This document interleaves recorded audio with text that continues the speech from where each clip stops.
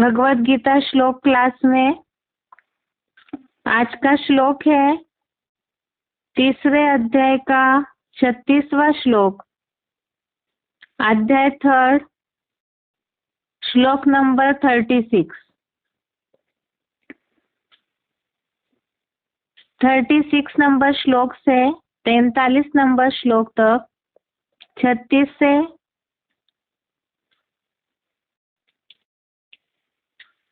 43 number श्लोक तक एक अलग टॉपिक शुरू हो रहा है जिसका नाम है काम के निरोध का विषय। वैसे तो सभी जानते हैं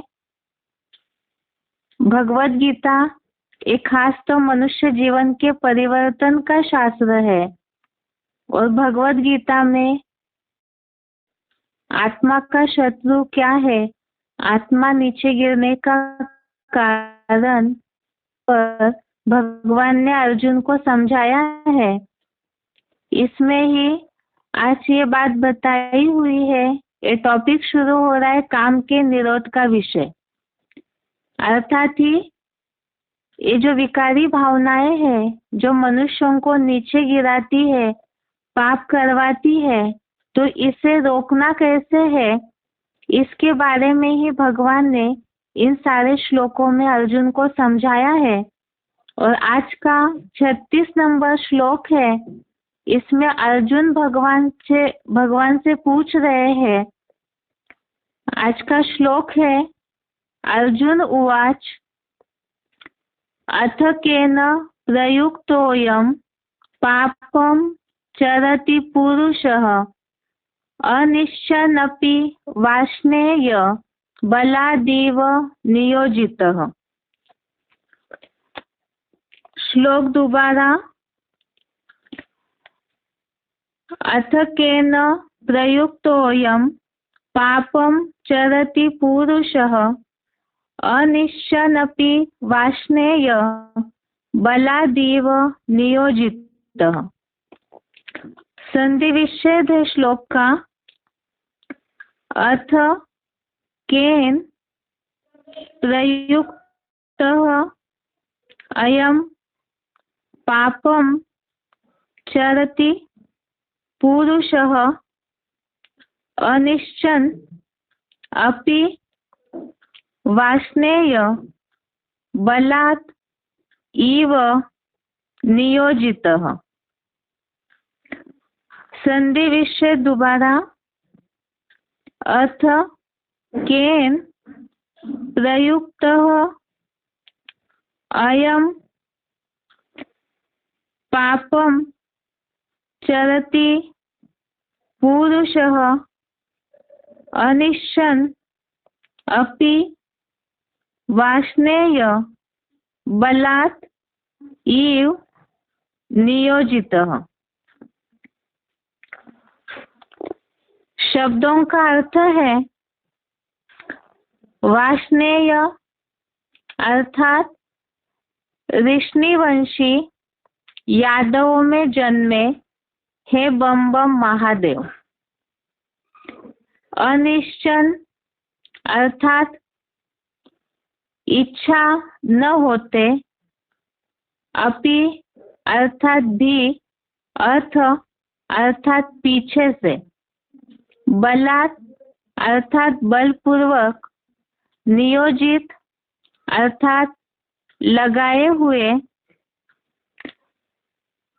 इव अर्थात की तरह, अयम अर्थात यह, पुरुषः अर्थात पुरुष, केन अर्थात किसकी, प्रयुक्तः अर्थात प्रेरणा से, पापम चरति अर्थात पाप करता है।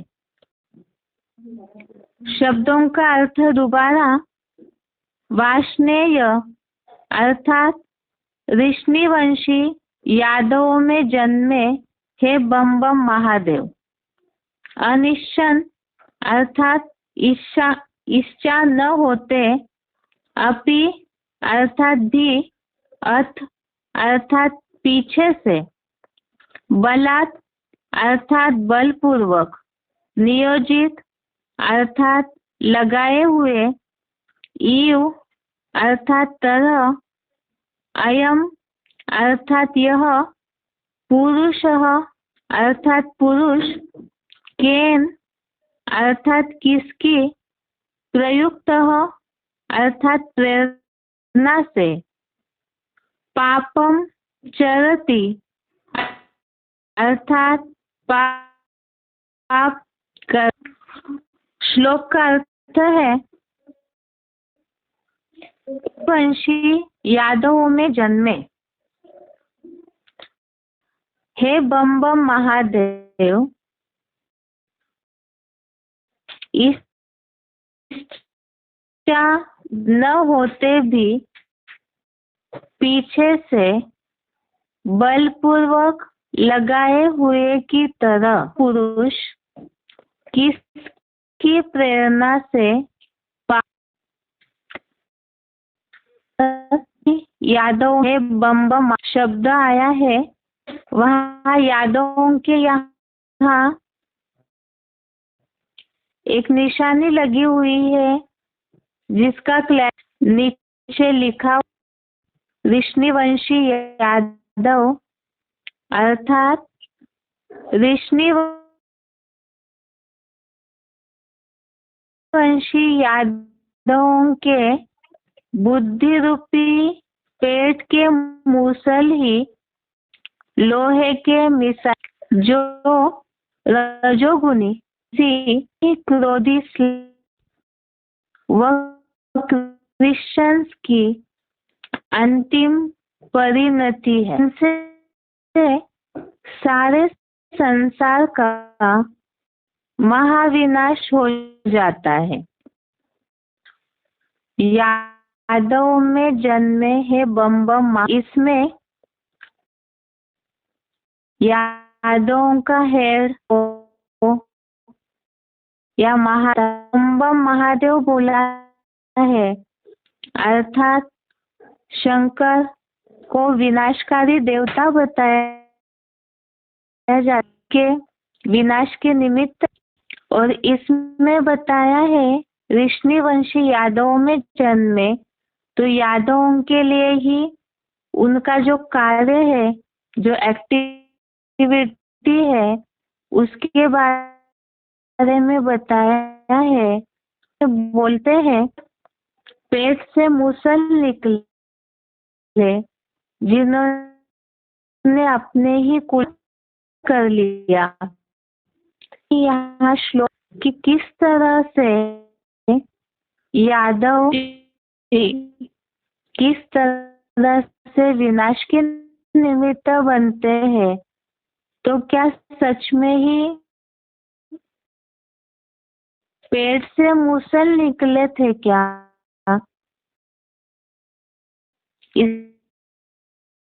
इसके बारे में ही यहाँ लिखा है कि ऋषिवंशी यादवों के बुद्धि रूपी पेट के मूसल ही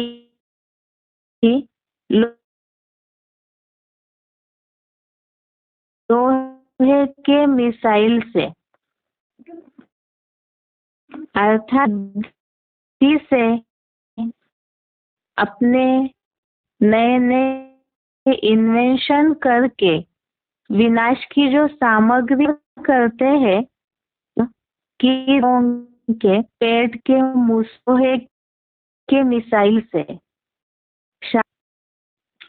जिनमें और इस्लामी अंतिम जिनसे सारे संसार का आगे श्लोक में बताया है, इच्छा न होते भी पीछे से बलपूर्वक लगाए हुए की तरह यह पुरुष किसकी प्रेरणा से पाप करता है। इसके पहले जो श्लोकों में टॉपिक चल रहा था, जिसमें विशेष करके बताया है आत्मिक स्थिति में रह कर के ही कर्म करने चाहिए। जैसे कल का श्लोक हमने देखा, स्वधर्मे निधनम श्रेय परधर्म भयावह, उसमें भी विशेष ये बात बताई। दूसरे का धर्म जो है वो भयावह खतरनाक है, परधर्म खतरनाक है। और परधर्म के लिए ही शिव बाबा ने ये बात बताई है, देह का धर्म, देह भान का धर्म जो है, और देह भान के कारण जो भी धर्मों की निर्मित हुई वो सारे ही नीचे गिराने वाले हैं। और आज के श्लोक में ये बात आई है कि न चाहते हुए भी कोई भी व्यक्ति पाप करना नहीं चाहते, विकर्म करना नहीं चाहते। कहीं ना कहीं मनुष्य मात्र की बुद्धि में ये बात तो होती ही है कि विकर्म या पाप करने से जीवन दुखी हो जाता है, उसका कहीं ना कहीं कर्मों का हिसाब चुकाना पड़ता है। अर्जुन भी भगवान से यही पूछ रहे हैं। ये तो हम पहले अध्याय से ही भगवत गीता में समझते आए हैं, नंबरवार पुरुषार्थी अर्जुन है। और जैसे ही द्वापर युग शुरू हुआ वैसे ही विकर्मों की अवस्था शुरू हुई। लेकिन इस बात को कोई भी नंबरवार जो भी पुरुषार्थी है, मनुष्य है, वो इस बात को नहीं समझ पाते, रियलाइज नहीं कर पाते हैं कि आखिर एक पाप होने का मूल कारण क्या है, किस कारण से बरबस मनुष्य पाप करने लगते हैं। अर्जुन ने भी भगवान से यही प्रश्न पूछा है कि न चाहते हुए भी पीछे से या चोरी से बलपूर्वक लगाए हुए की तरह किसकी प्रेरणा से यह पुरुष पाप करता है। श्लोक का एक बार क्लैरिफिकेशन सहित अर्थ भी देखते हैं।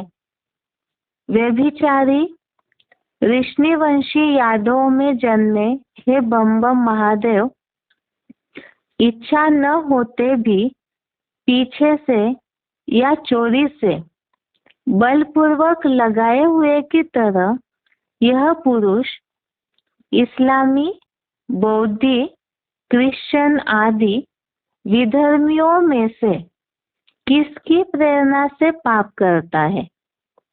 द्वैतवादी द्वापुर से क्या सभी विदेशी विधर्मी निमित्त है? सतयुग त्रेता युग में तो आत्मिक स्थिति होती है, वहां तो पाप की बात ही नहीं आती है। जैसे ही द्वापर युग से अलग अलग धर्मों का निर्माण होना, अलग अलग धर्म पिता सृष्टि पर आकर धर्म की स्थापना शुरू हुई और द्वापर युग शुरू हुआ, तब से ही विकर्म बढ़ने लगे, दुख भी बढ़ने लगा। इसीलिए ही अर्जुन ने पूछा है कि किसके कारण मनुष्य पाप करता है। और क्लैरिफिकेशन में ये बात लिखी हुई है कि इस्लामी, बौद्धी, क्रिश्चियन आदि जो भी विधर्मी धर्म है उनमें से खास किसकी प्रेरणा से पाप होता है, या सारे ही विदेशी विधर्मी निमित्त है। ये प्रश्न तो मनुष्यों के मन में है, लेकिन इसका कारण नहीं जानते हैं, जिसके लिए मूल्यों के आधार से ब्राह्मण इस बात को जानते हैं। अभी तक जो भी हमने ज्ञान सुना है, बेसिक से लेकर के एडवांस तक, जिसमें मूल्यों में शिव बाबा ने ये बात बोली है कि देहभान के कारण ही पाप होते हैं, पाप का बाप ही है देहभान। जैसे रावण 5 विकारों का प्रतीक बताया जाता है, इसी तरह से ही रावण के सिर पे गधा दिखाया जाता है, और गधे के लिए तो बसे कितना भी नहलाया धुलाया जाए तो भी वो मिट्टी में ही जाता है, गंदगी की तरफ ही जाता है। इसी तरह से देहभान, ये देह भी मिट्टी से ही बना हुआ है, पंच तत्वों से बना हुआ है और ये विनाशी होते हुए भी मनुष्य द्वापर से देहभान में आने लगते हैं। अब अर्जुन ने भगवान से जहाँ श्लोक में ये बात पूछी है भगवत गीता में, किसकी प्रेरणा से मनुष्य पाप करते हैं, उसी का जवाब जो 36 से लेकर 43 नंबर के श्लोक है उनमें भगवान ने उसे समझाया है कि आखिर किस कारण से मनुष्य पापी बनने लगे।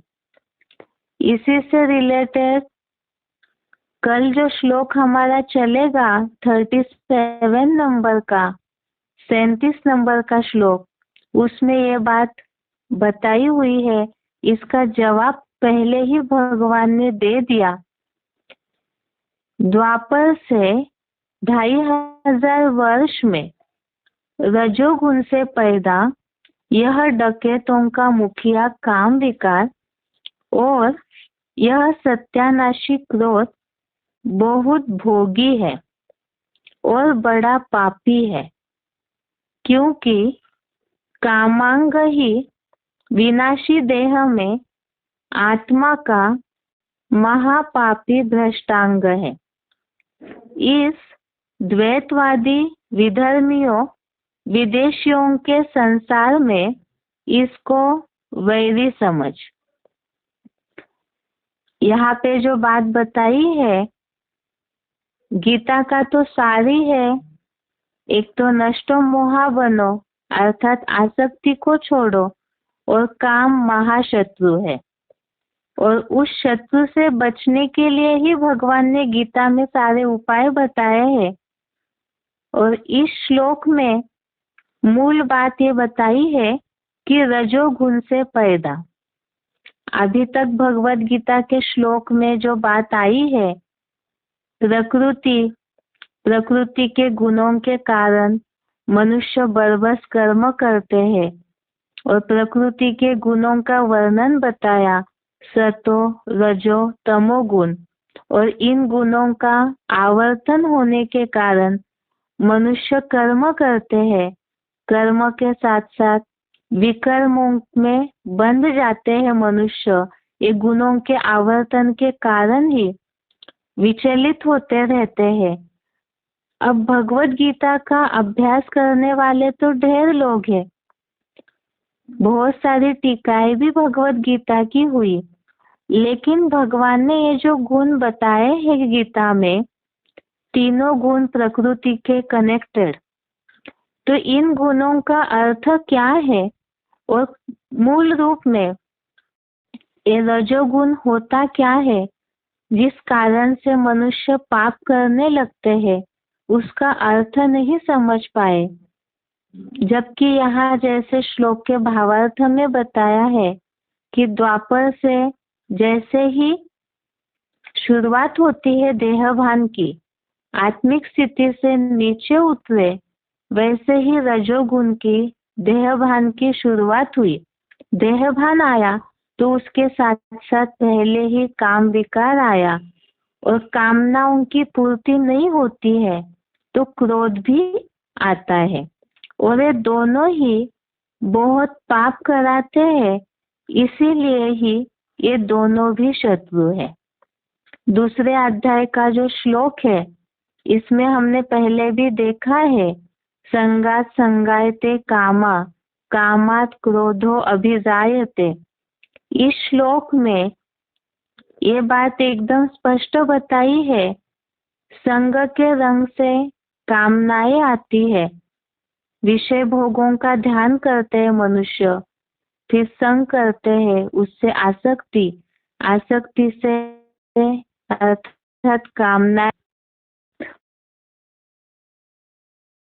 और कामनाओं की पूर्ति न हो क्रोध, और इससे बुद्धि जब विमूढ़ हो जाती है, नष्ट हो जाती है स्मृति, तब विकर्म करने लगता है।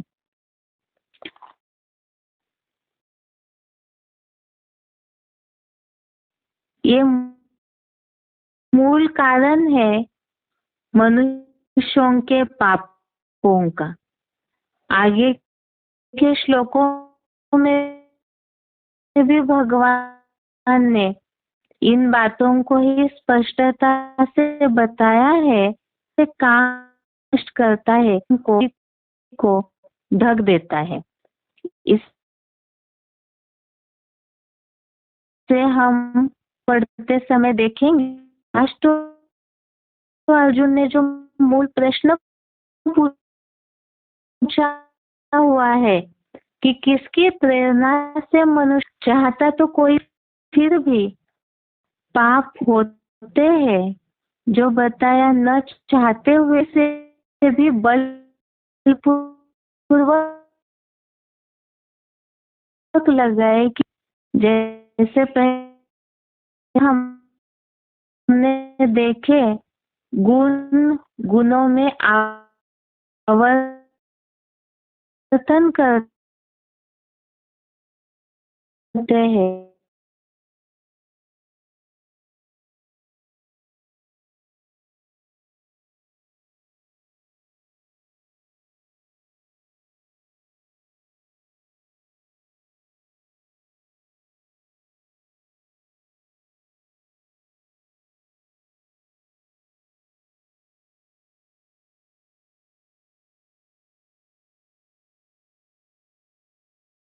यह पुरुष इस्लामी, बौद्धिक, क्रिश्चियन आदि विधर्मियों में से किसकी प्रेरणा से पाप करता है?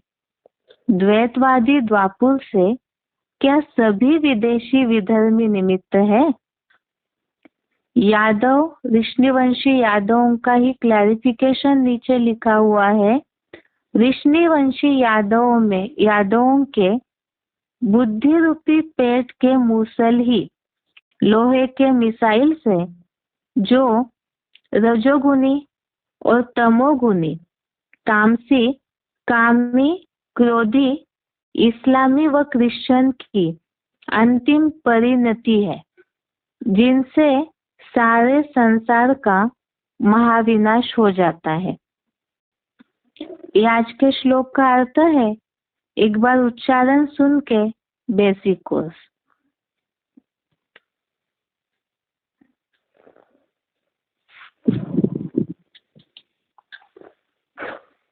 अर्जुन उवाच केन प्रयुक्तोऽयं पापञ्चरति पुरुषः अनिच्छन्नपि वार्ष्णेय बलादिव नियोजितः।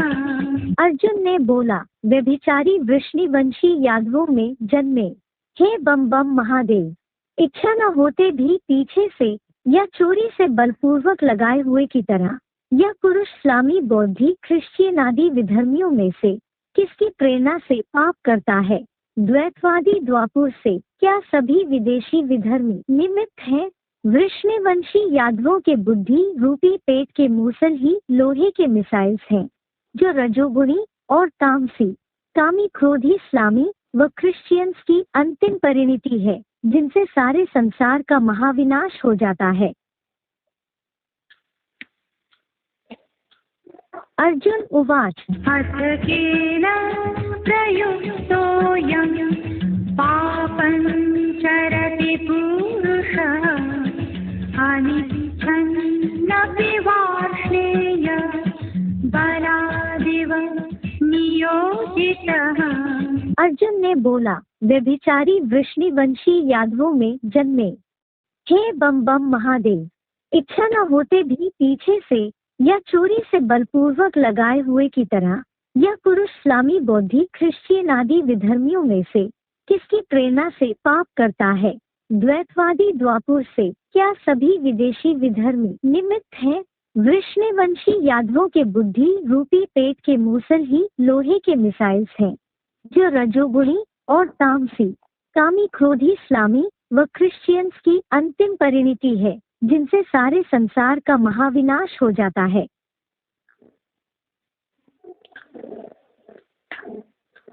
आज के श्लोक का उच्चारण हो गया। अभी बेसिक कोर्स देखते हैं।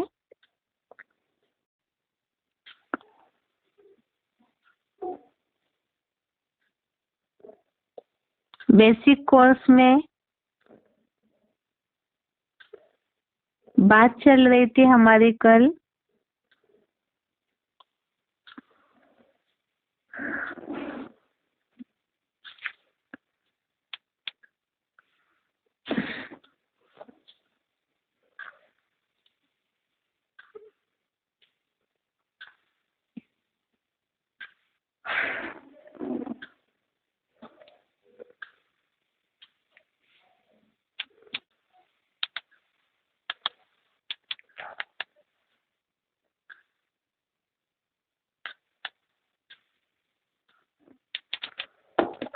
बेसिक कोर्स में 3 लोग के चित्र में बात चल रही थी। इस सृष्टि रूपी नाट्य मंच पे सभी एक्टर्स है और ये जो एक्टर्स है मनुष्य वो किस तरह से यहाँ पार्ट बजाते हैं। प्रश्न है कि आखिर इस सृष्टि का चक्र या तो इस नाट्य मंच पे मनुष्यों की जो एक्टिंग होती है, जो पार्ट चलता है, जन्म मरण का चक्र चलता है, इसके बारे में बहुत सी ऐसी बातें हैं, इन्हें जानना क्यों जरूरी है। दूसरी बात, एक्टर है इस सृष्टि पर पार्ट बजा रहे हैं, जन्म मरण के चक्र में आते हैं और यही ना पता हो अगर कोई एक्टर को कि हमें इस नाटक में क्या पार्ट बजाना है, तो स्टेज पे जाकर के कैसे एक्टिंग कर पाएंगे, अपनी भूमिका कैसे अच्छी तरह से अदा कर पाएंगे। और ठीक से अगर उन्होंने अपनी भूमिका निभाई नहीं तो फिर जो महत्व होना चाहिए उनका एक्टर का वो भी नहीं होगा। इसीलिए ही इन सब प्रश्नों को जानना जरूरी है कि आखिर इस सृष्टि इतना बड़ा जो विशाल नाट्य मंच है, इसके डायरेक्टर कौन है, मुख्य एक्टर्स कौन है, विलियन कौन है और इस सृष्टि मंच पर हमारा क्या पार्ट है। और इसे जानने के लिए ही सृष्टि जिन 4 अवस्थाओं से प्रसारित होती है, वो सृष्टि के 4 अवस्थाओं को, जन्मों को, मनुष्यों के जन्मों का जो राज है उसे जानना हमें जरूरी है।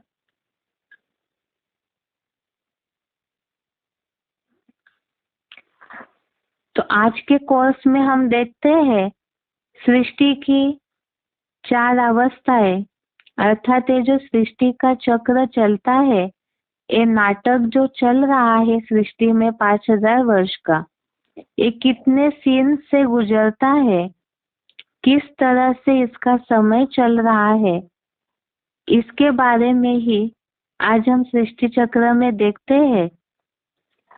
इसके पहले जैसे हमने समझा 5000 वर्ष की सृष्टि है और इसे 4 भागों में बांटा गया है। सृष्टि का ये चक्र आवर्तन होते ही रहता है, लेकिन एक चक्र में, जिसे पहले हमने देखा एक कल्प, उसमें 4 युग होते हैं और इन 4 युगों से सृष्टि प्रसारित होती है।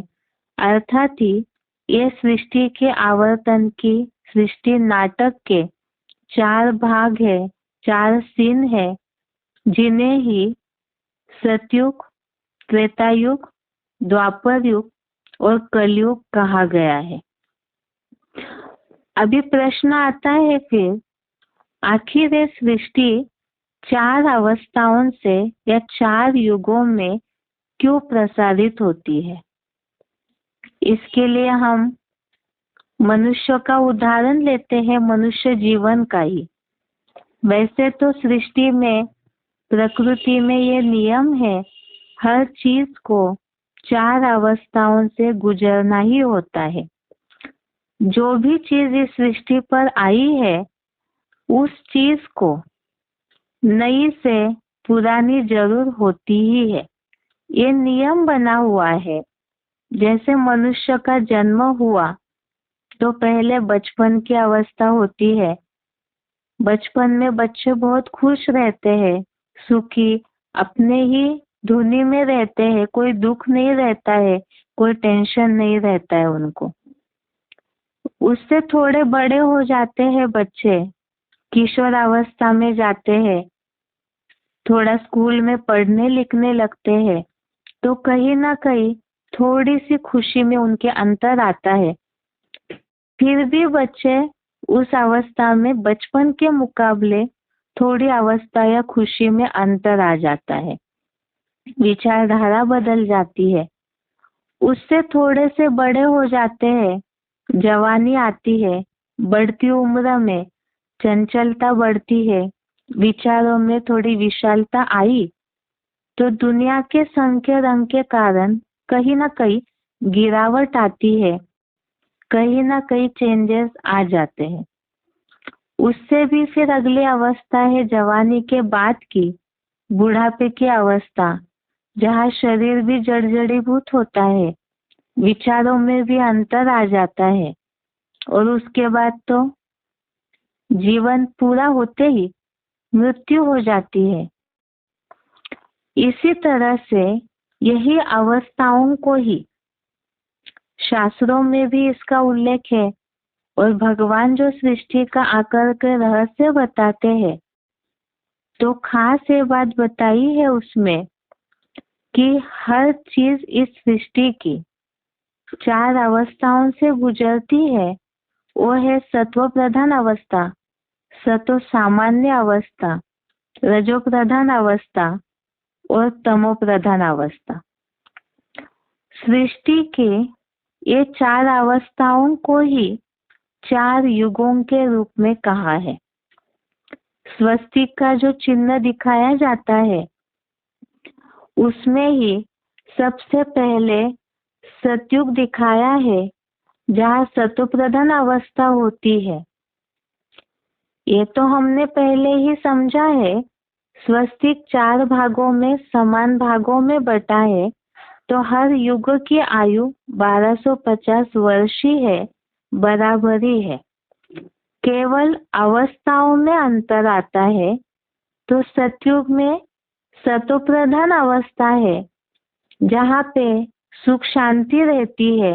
ये जैसे सृष्टि की शुरुआत है, अर्थात सृष्टि का बचपन हो गया, जहाँ पर जो भी देवताओं के रूप में है वो बिल्कुल निश्चिंत जीवन बिताते हैं, जैसे कि कोई दुख अशांति का नामो निशान भी नहीं होता है।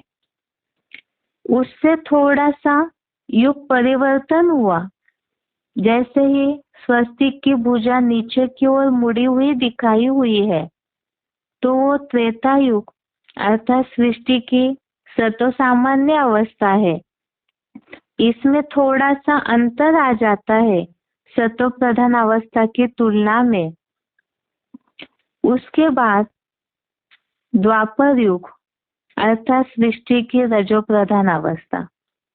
जैसे हमने मनुष्य जीवन का उदाहरण लिया, जवानी में थोड़ी चंचलता आती है, विचारों में अंतर आ जाता है, कहीं ना कहीं दुनिया का संका रंग लगता है, तो विचार बदले, चंचलता बदली, टेंशन तनाव परसेंटेज में आने लगता है। तो इसी तरह सृष्टि में भी सतयुग त्रेतायुग के बाद देवताओं का राज्य पूरा होते ही जैसे ही द्वापर युग आता है, तो मनुष्यों अलग अलग उतरती कला होने के कारण द्वापर युग से रजो प्रधान अवस्था अर्थात ही आत्माओं में कहीं ना कहीं विचारों में अंतर आता है, दुख अशांति परसेंटेजली बढ़ने लगती है। उसके बाद तमो प्रधान अवस्था, इसे ही कलयुग बोला है, अर्थात ही कलह क्लेश का युग। द्वापर युग अर्थात वहाँ द्वैतवादी पना शुरू हुआ, तो वो द्वापर हो गया। और कलयुग में दुख अशांति बहुत बढ़ जाती है, उसे तमो प्रधान अवस्था बोला है। और यही जैसे कि सृष्टि की जर्जरीभूत अवस्था अर्थात बूढ़ापा है।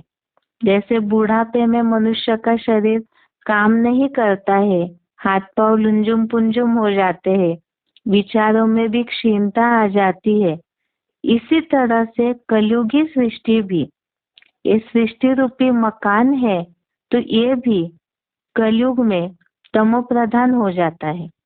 जैसे मकान जब नया बनता है तो फ्रेश होता है, तो सारी सुविधाओं के कारण कोई भी उसमें दुख का नामो निशान नहीं होता। और कई वर्ष बीतने के बाद जैसे ही सृष्टि रूपी मकान में परिवर्तन आता है, जैसे हम मकानों का ही देखते हैं स्थूल में, जिस मकान में हम रहते हैं कई वर्षों के बाद 20, 25, 40, 50 वर्ष का कोई मकान हो जाए पुराना, तो छत गिरने लगती है, दीवारों की मिट्टी झड़ने लगती है, फर्श में दरारें आने लगती है, कीड़े मकोड़े निकलने लगते हैं। तो मनुष्य को समझ में आ जाता है कि अभी ये मकान रहने योग्य नहीं है, ये कभी भी टूट के गिर सकता है। इसी तरह से ये सृष्टि रूपी बड़ा मकान है, जिसमें शुरुआत में प्रकृति भी सतो प्रधान होती है, ये मकान सुखदायी होता है। और जैसे जैसे युग परिवर्तन होते हैं, सतो प्रधान से तमो प्रधानता तक, अर्थात सतयुग से कलयुग आते आते सृष्टि रूपी मकान पुराना होता है। और उसी की निशानी जैसे ही प्रकृति में जो बदलाव आ जाते हैं इस सृष्टि के, बेमौसम बदलना, मौसम बदलना, कभी भी बारिश होना, कभी भी गर्मी होना, कभी भी भूकंप आना, तो यही निशानी है कि सृष्टि रूपी मकान पूरी तरह से पुराना हुआ है, जर्जरीभूत हुआ है। अब जैसे सृष्टि रूपी मकान की 4 अवस्थाएं हुई है, अर्थात ये सृष्टि चक्र 4 अवस्थाओं से गुजर के अपना एक चक्र अर्थात अपना एक आवर्तन पूरा करता है। इस चित्र में हम सृष्टि चक्र के साथ साथ ही मनुष्य आत्माओं की भी कहानी समझ रहे हैं। इसीलिए ही जैसे सृष्टि 4 अवस्थाओं से प्रसारित होती है, इसी तरह से मनुष्य आत्माएं भी 4 अवस्थाओं से प्रसारित होते हैं। अब जैसे सृष्टि की 4 अवस्थाएं हमने समझी, तो अभी मनुष्य आत्माएं भी 4 अवस्थाओं से प्रसारित होते हैं, उसके बारे में समझते हैं। जैसे नई सृष्टि सतयुगी शुरू हुई, तो उसी समय ही मनुष्य आत्माओं का भी इस सृष्टि पर नीचे आना शुरू हो जाता है, जिसे हमने पहले ब्रह्मा का दिन रात के श्लोक में एक उल्लेख आया था कि आत्माएं ब्रह्मा का दिन आने पर परम धाम से इस सृष्टि पर उतरने लगते हैं। और जब आत्माएं सतयुग में उतर जाती है, उसके बाद जन्म मरण के चक्र में आते आते उन्हें नीचे उतरने के बाद, जन्म लेने के बाद वापिस परम धाम जाने का रास्ता नहीं मिलता है। और रास्ता न मिलने के कारण जन्म मरण के चक्र में आना शुरू होता है।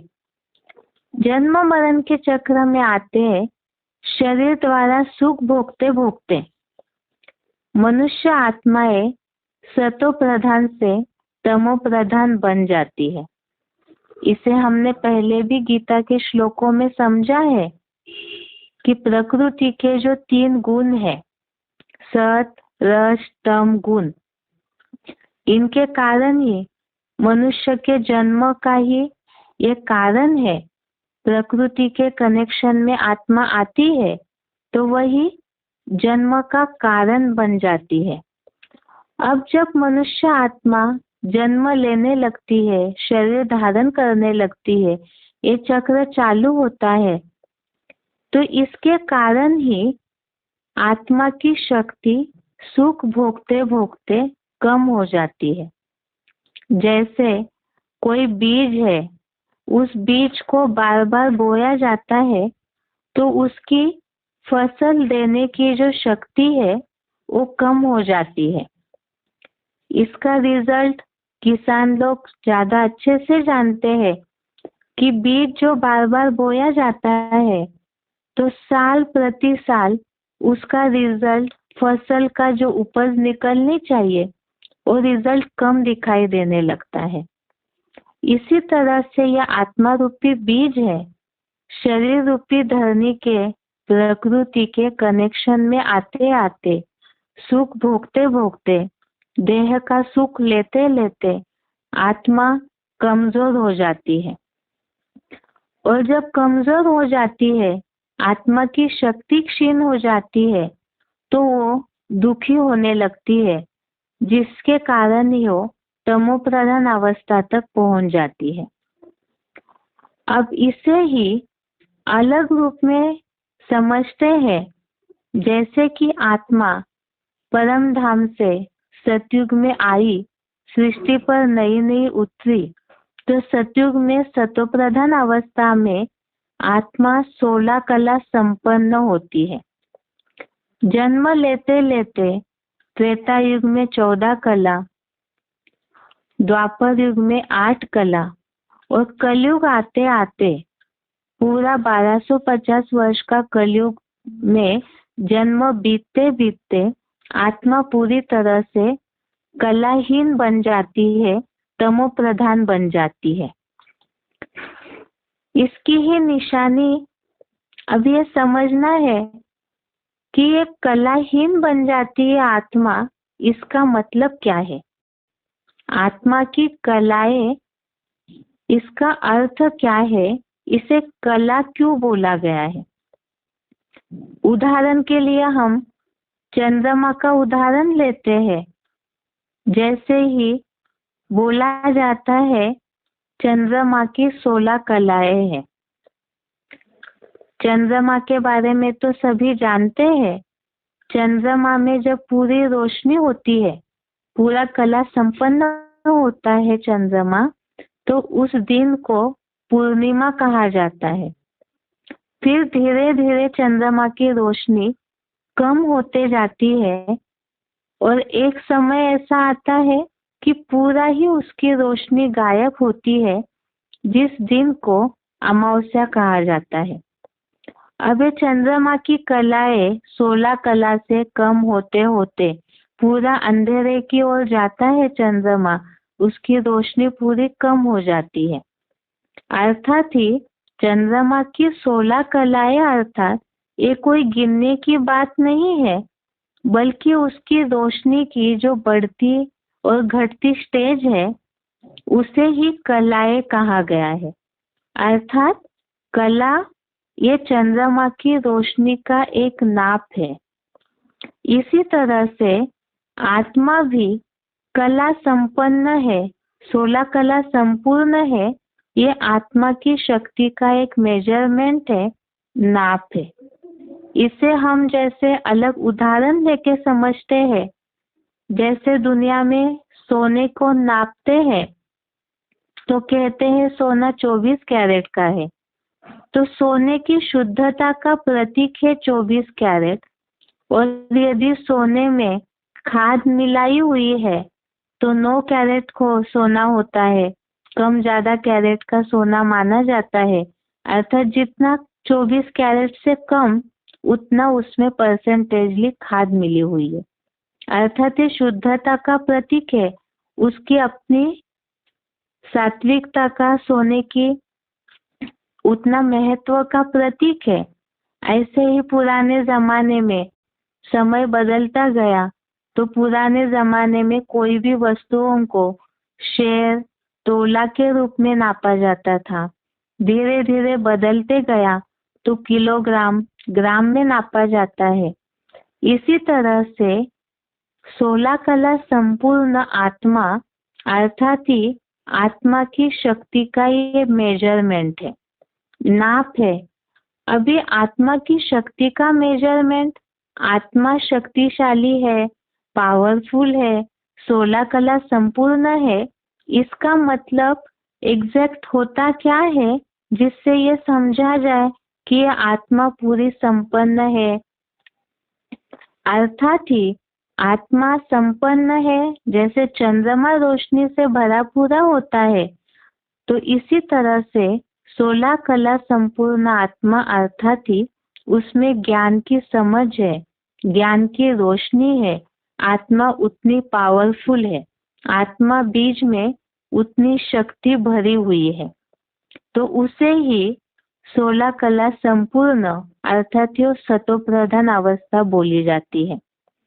अब धीरे धीरे जैसे ही आत्मा जन्म मरण के चक्र में आती है, उसकी कलाएं युगानुसार घटती रहती है, अर्थात आत्मा की रोशनी, ज्ञान की रोशनी, समझ की रोशनी कम होने लगती है, तो आत्मा की कलाएं भी कम होती है।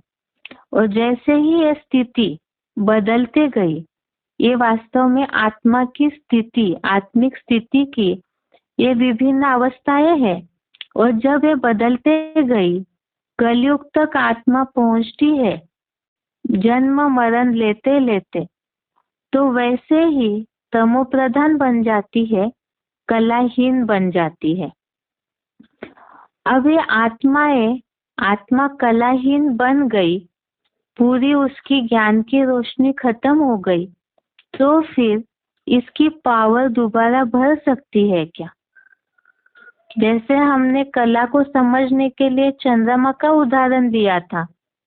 चंद्रमा पूर्णिमा से अमावस्या की ओर जाता है, और फिर अमावस्या के दिन जैसे पूरा अंधेरे में होता है चंद्रमा, उसकी रोशनी नहीं दिखती है, फिर अगले दिन से धीरे धीरे आसमान में चंद्रमा की रोशनी आने लगती है। इसी तरह से सतयुग में आत्मा संपूर्ण शक्तिशाली, कला 16 कला संपूर्ण पूरी रोशनी वाली है, जैसे कि आत्मा के लिए वो पूर्णिमा हो गई। और कलयुग में पूरी कलाहीन, अज्ञान अंधेरे में होती है, अर्थात ही रोशनी पूरी तरह से नष्ट हो गई। अब चंद्रमा की रोशनी तो प्राकृतिक है, तो अपने आप ही अमावस्या पूर्णिमा का सर्कल घूमता है। अब रही आत्मा की बात, आत्मा की रोशनी जब कम हो गई, पूरा अज्ञान अंधकार में आत्मा आई, कलाहीन बन गई, तो आत्मा की रोशनी जब पूरी फिर से आत्मा में पावर कहाँ से आएगी, आत्मा दोबारा कैसे शक्तिशाली बनती है, इसे हमें समझना होगा कि क्या ये संभव है। आत्मा जो पूरी कलाहीन बन गई, तो फिर से क्या वो कला संपूर्ण बन सकती है? और अगर वो बनती है तो कौन सा समय है, कब बनती है, वो आत्मा में पावर कैसे भरती है? इसे समझने के लिए ही आत्मा के जन्मों की कहानी का रहस्य समझना होगा, जो भगवान आकर के उस रहस्य को खोल रहे हैं। इसमें भी आत्मा के जन्मों की कहानी के लिए जैसे सृष्टि चक्र के 4 युग चक्र की तरह आवर्तन करते हैं, ये सर्कल समय का घूमता है, उसके साथ साथ ही आत्मा भी अपने जन्म मरण के चक्र से गुजरती है। अब ये चक्र से आत्मा जब गुजरती है, तो वो जन्मों की कहानी समझने के लिए ही, जैसे बहुत से ऐसे ज्ञानी है, दार्शनिक है, बहुत से वैज्ञानिक है, ये आत्मा के जन्मों की कहानी पर रिसर्च करना चाहे। बहुत बार ऐसे न्यूज़पेपर में भी बातें आती है, टीवी में भी बहुत ऐसे दिखाते हैं कि वैज्ञानिक इस रहस्य के लिए बहुत सारे खोज कर रहे हैं कि आखिर मनुष्य के जन्म मरण का चक्र का राज क्या है।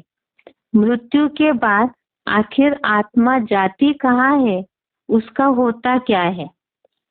लेकिन इसके बावजूद भी कोई भी मनुष्य, वैज्ञानिक, कोई भी ऐसे विचारत्व जो भी ऐसे खोज करता है, वो इसको ढूंढ नहीं पाए हैं कि आखिर ये जन्मों की कहानी का रहस्य क्या है। इन बातों को तो हम पहले भी समझ चुके हैं। मनुष्य के जन्म मरण के चक्र का जो रहस्य है वो कोई भी मनुष्य नहीं बता सकते हैं। क्यों नहीं बता सकते हैं? क्योंकि मनुष्य स्वयं ही जन्म मरण के चक्र में आते हैं और जन्म मरण के चक्र में आने के कारण ही मनुष्य इस रहस्य को नहीं ढूंढ पाएंगे। इसका कारण हम जैसे मनुष्य जीवन का ही उदाहरण लेते हैं। कोई भी व्यक्ति 50-60 साल के हुए हैं, उनसे अगर पूछा जाए कि उम्र की 10वें साल में 10 वर्ष की आयु में इस तारीख को या इस महीने में उनको उनके जीवन की कोई भी बात पूछी जाएगी तो एक्यूरेट कोई भी इस बात को नहीं बता पाएगा। प्रकृति के नियम अनुसार या तो कालांतर में मनुष्य अपने ही जिस जीवन में वो चल रहा है उन बातों को भी मनुष्य भूल जाता है।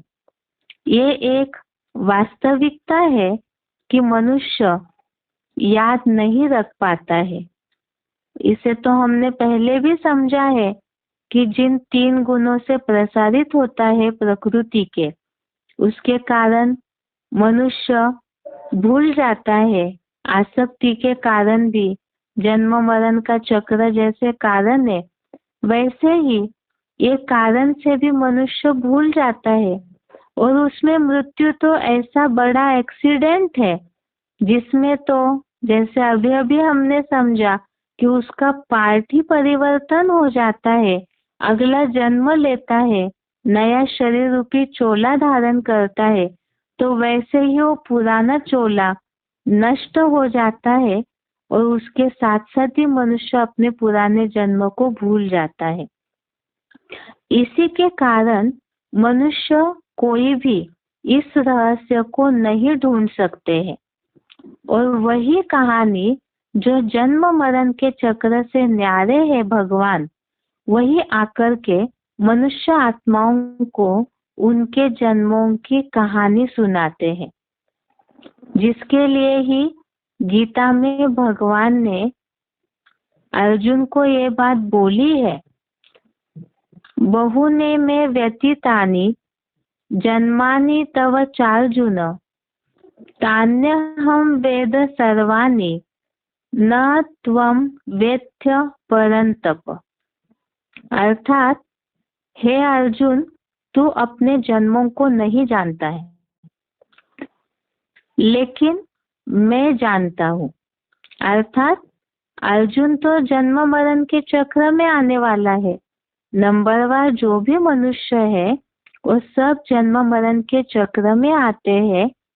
भगवान अर्जुन को इसलिए बता रहे क्योंकि अर्जुन उनके सामने एक सैंपल है मनुष्य का, और बाकी सभी मनुष्य भी इसी तरह भूल जाते हैं, लेकिन भगवान जानते हैं, इसीलिए वही आकर के मनुष्यों को उनके जन्मों की कहानी बताते हैं।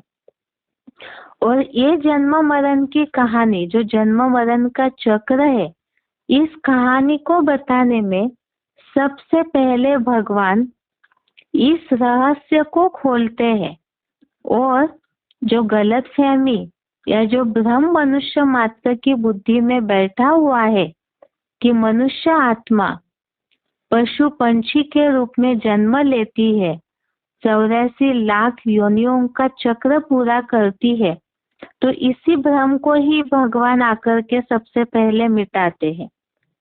इसे तो हमने पहले भी समझा है प्रूफ के साथ कि किस तरह से भगवान ने ये सारी बातों को बताया है। 84 लाख योनियों में मनुष्य आत्मा भ्रमण नहीं करती है, बल्कि केवल इस 5000 वर्ष के ड्रामा में मनुष्य आत्मा केवल 84 जन्म ही लेती है। अब इसमें जो खास प्रचलित मान्यता है, जैसे 84 लाख योनियों की मान्यता बहुत गलतफहमी के रूप में फैली हुई है, इसी तरह से ये बात भी है इसी से जुड़ी हुई कि मनुष्य जन्म दुर्लभ है। ये जो मान्यता है मनुष्य जन्म दुर्लभ है, इसे लोग इस अर्थ से लेते हैं कि 84 लाख पशु पंछी कीड़े मकोड़ों के रूप में जन्म का मरण का चक्र घूमने के बाद केवल एक ही जन्म मनुष्य का मिलता है। ऐसे समझ करके लोग सोचते हैं कि एक ही जन्म मनुष्य का है, लेकिन ये मान्यता तो गलत सिद्ध हुई है कि वास्तव में मनुष्य कीड़े मकोड़े जानवरों का पशु पंछियों का जन्म लेता नहीं। इसे हमने पहले भी समझा। मनुष्य का बीज है मनुष्य योनि का, तो मनुष्य के रूप में ही 84 जन्म ही लेता है। अब मनुष्य रूप में ही अगर मनुष्य 84 जन्म लेता है, तो फिर ये जो मान्यता है प्रचलन है कि मनुष्य जन्म दुर्लभ है, जिसके लिए कहा जाता है बड़े भाग मानुष तन पावा, सुर नर मुनि सब ग्रंथन गावा। ये जो गाया जाता है कि बहुत भाग्य है जो मनुष्य तन मिला है, जो ऐसा दुर्लभ जन्म सारे ग्रंथों में भी गाया हुआ है। अभी तो हमने इस बात को क्लियरली समझा है कि जब मनुष्य के रूप में ही 84 जन्म लेता है, तो फिर मनुष्य जन्म दुर्लभ होने की बात कहाँ से आई? क्या ये गायन झूठा है? अगर सारे ही जन्म मनुष्य के हो रहे हैं, तो ये गायन झूठा हो सकता है? वास्तव में ऐसे नहीं है। मनुष्य के रूप में जन्म लेता है, लेकिन उसमें भी मनुष्य जन्म में भी कोई ऐसा एक श्रेष्ठ जन्म है जिस जन्म को दुर्लभ बोला है, अर्थात तो कोई ऐसा 84 जन्मों में से भी मनुष्य का एक ऐसा जन्म है जो बहुत ही अच्छा भाग्य प्राप्त करने वाला जन्म है।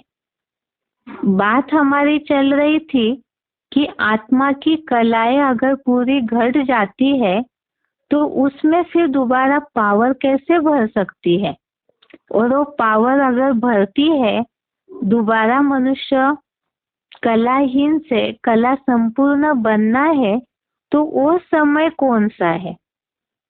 तो यही समय है जो कलाहीन से मनुष्य कला संपूर्ण बन सकता है, और वही समय है जिसमें मनुष्य जो श्रेष्ठ जन्म के रूप में ऐसा समय ऐसा जन्म मनुष्य को मिलता है जिसमें आत्मा अपने में पूरी ज्ञान की रोशनी भर सकती है, पूरी पावर भर सकती है, और उतनी ही फिर से आत्मा शक्तिशाली हो जाती है।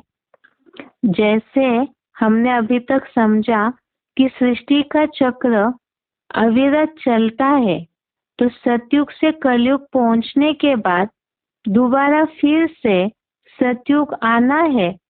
जैसे श्लोकों में भी हमने समझा, भगवान ने ये बात बोली है कि सृष्टि के आदि में मैं इस सृष्टि पर प्राणियों को छोड़ता हूँ, रात्रि अंत में वो वापिस परम धाम जाते हैं, अपने धाम में लीन हो जाते हैं।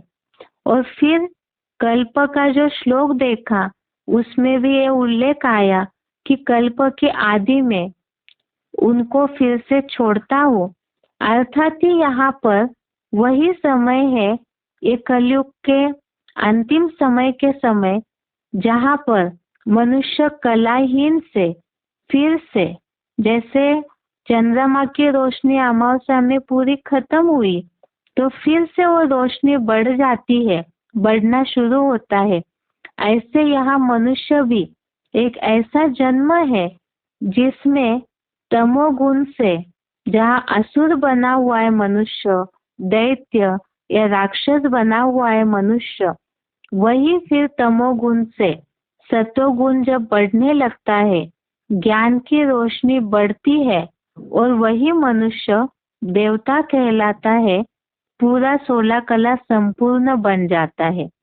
वही जन्म है मनुष्य का, जिस जन्म को वो जन्म को दुर्लभ बोला है, सबसे श्रेष्ठ और सौभाग्यशाली जन्म बोला हुआ है।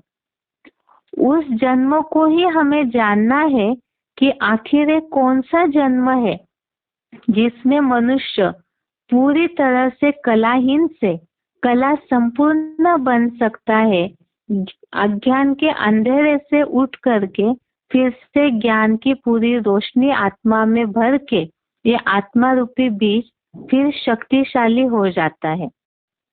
अब इस जन्म को जानने के लिए ही हमें पूरे सृष्टि चक्र की, ये जो वर्ल्ड की हिस्ट्री ज्योग्राफी है, उसे समझना होगा कि सृष्टि का चक्र, उसके साथ जन्म मरण का चक्र जुड़ा है और उस जन्म मरण के चक्र में भी, उस जन्मों की कहानी में भी वो कौन सा जन्म है जिसमें मनुष्य पूरी तरह से ऊपर उठता है।